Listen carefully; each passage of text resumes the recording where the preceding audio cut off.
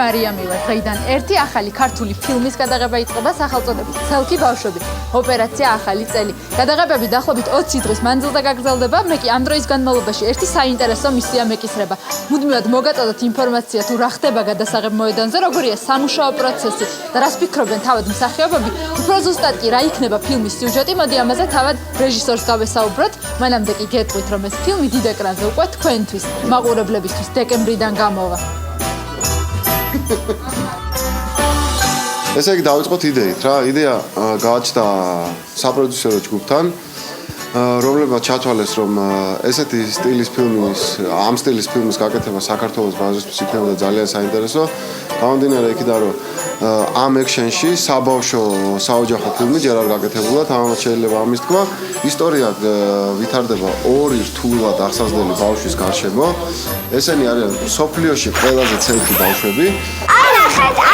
ფლო. აი ამას ქვია ფლო. აბა რომელს? ამას? აი ამას, აი ანთებული რომელიც. ანთებული და ეგ არის ფლო. ეს არის ასისტენტი. აი ეს არის ასისტენტი, ეგ არა. ეს არის ასისტენტი. არ არის, ეს არის ასისტენტი. მე ვიცი რომ შენ ასისტენტს რაღაცას ეძახის ხო? ასისტენტი. რომელიც ძალიან კარგად იცის თქვენ. ლინდას აყელი 21. ხანყანი 21. ეს არის სადა პლეიბექის ოთახი. აჰა. აი ეს არის ზურა მენთეშაშვილი, ჩვენი რეჟისორი. მსახიობები ყავს უნიჭიერესი, ულამაზესი, უშვენიერესი. ნიტა ყავს და ყავს ზუკაც აქ არის სადღაც დაარბის და დაიარება. ესენი თავიდან ბოლომდე შევიდნენ როლში და მინდა გითხრათ, რომ საერთოდ ძნელი გამოყვანა.